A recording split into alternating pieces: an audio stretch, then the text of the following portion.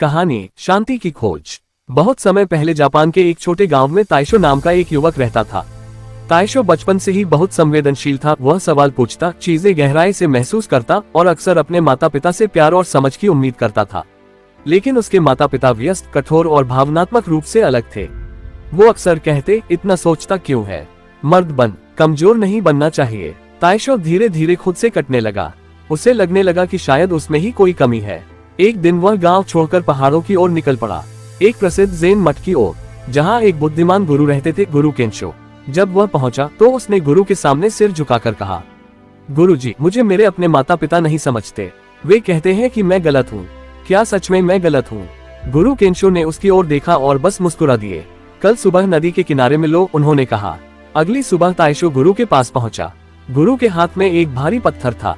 उन्होंने पत्थर ताइशो को थमाते हुए कहा, इसे उठाकर पूरे मठ के चारों ओर 3 चक्कर लगाओ और फिर आना, लेकिन इसे नीचे मत रखना।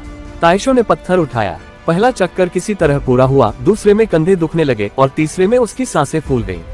वह थककर गुरु के पास आया और पत्थर नीचे रख दिया। गुरु ने पूछा, कैसा लगा? बहुत भारी था, थक गया, ताइशो ने जवाब दिया। गुरु मुस्कुराए, अब सोचो, तुम्हारे माता पिता की नासमझी, उनकी अपेक्षाएं और उनका भावनात्मक दूरी भी इसी पत्थर की तरह है। जब तक तुम उसे धोते रहोगे तुम थकते रहोगे, लेकिन जब तुम उसे नीचे रख दोगे, माफ करके, समझकर या बस ये जानकर कि वे भी अधूरे इंसान हैं, तब तुम हल्के हो जाओगे। ताइशो चुप हो गया। पहली बार उसने महसूस किया कि शायद ये बोझ उसके माता पिता का नहीं, बल्कि उसकी उम्मीदों का है। गुरु केंशो ने कहा, तुम वो फूल हो जिसे खुले में खिलने के लिए जरूरी नहीं कि हर कोई उसकी खुशबू समझे। जो समझेगा वह आएगा, लेकिन पहले तुम खुद को स्वीकार करो। उस दिन ताइशो को ज़ेन का पहला पाठ मिला।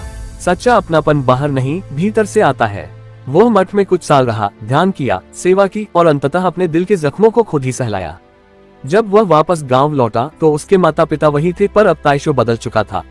उसे उनके व्यवहार में अब दर्द नहीं, बस एक अधूरा प्यार दिखता था।